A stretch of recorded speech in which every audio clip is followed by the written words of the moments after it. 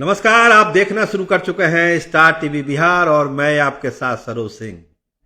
Exit poll का धमाका, कल शाम से जो धमाका हुआ है लगता है कि टाइटा फिश हो गया, क्योंकि धीरे धीरे जो सच्चाई है वो सामने आने लगी। कुछ एग्जिट पोल भी आए, डीवी लाइव का, जर्नो का, उन लोगों ने महागठबंधन को दिखा दिया कि उनकी सरकार बन रही है।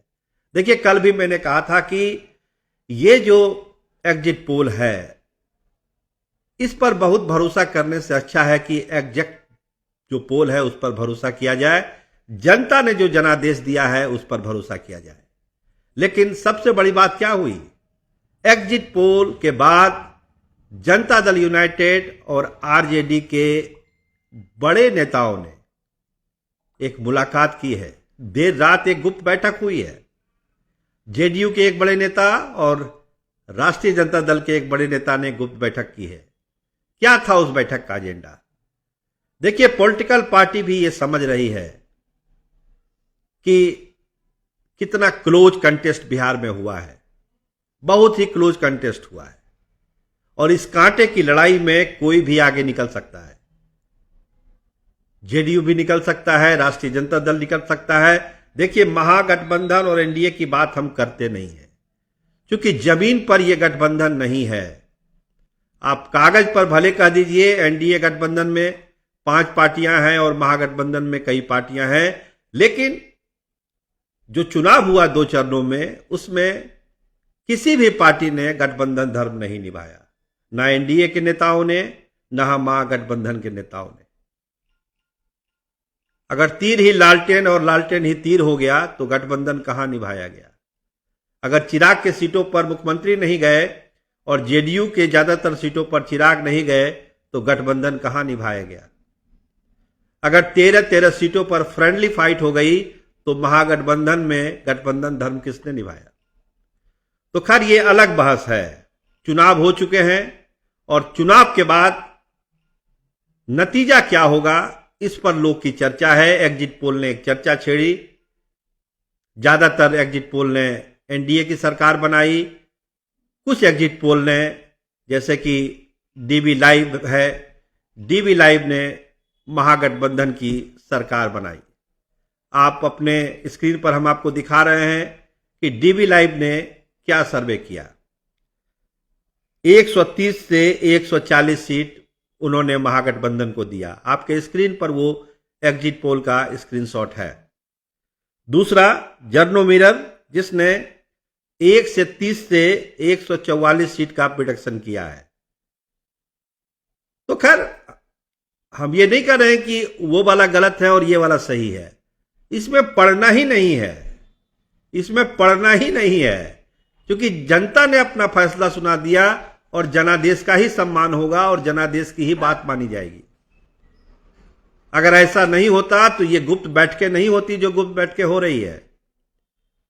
तेजस्वी यादव ये ऐलान नहीं करते कि अगर बेईमानी हुई तो मुंहतोड़ जवाब देंगे। आज एक प्रेस कॉन्फ्रेंस किया है तेजस्वी यादव ने कि सरकार तो हम बना रहे हैं, बेईमानी नहीं होनी चाहिए, अगर बेईमानी हुई तो मुंहतोड़ जवाब दिया जाएगा।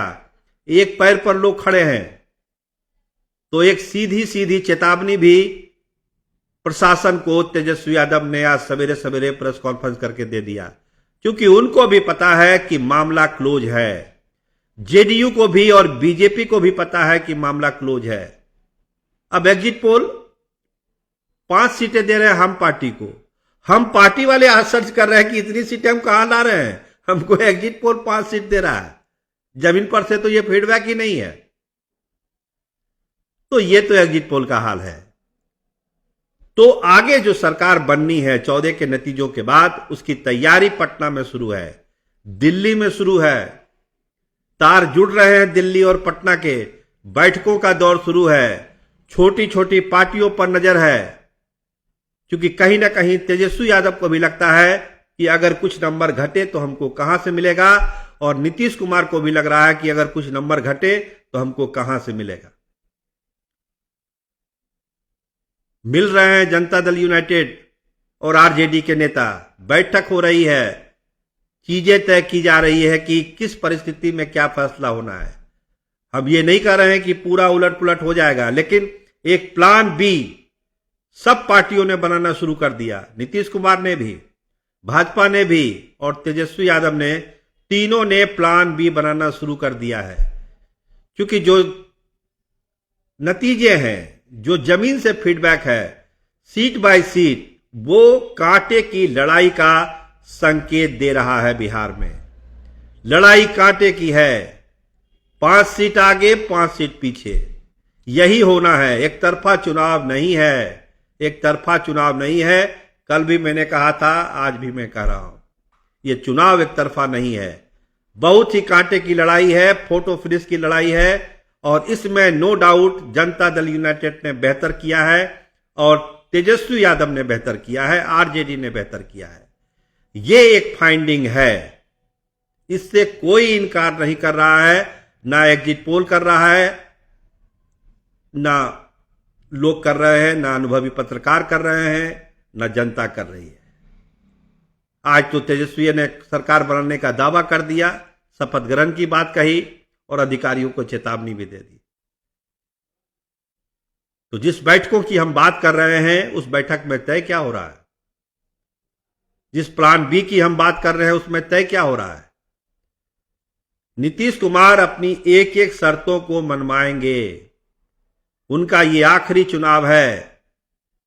29 के चुनाव और 30 के चुनाव में नीतीश कुमार का कुछ दांव पे नहीं लगा हुआ है, केवल पार्टी दांव पे लगी हुई है। और पार्टी के लिए वो एक आसान रास्ता बना के राजनीति से संन्यास लेना चाहते हैं और उसी की कवायद शुरू है। भोज हो रहा है दाल भात का, लोगों से मिल रहे हैं। आज महावीर मंदिर गए नीतीश कुमार, अपने तरफ से कॉन्फिडेंट है, क्योंकि उनके पास फीडबैक है कि उनकी संख्या 60 से ऊपर जा रही है।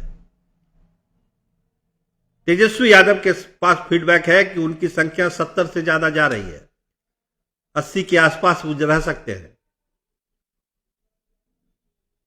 कंफ्यूजन बीजेपी सीटों को लेकर ही है,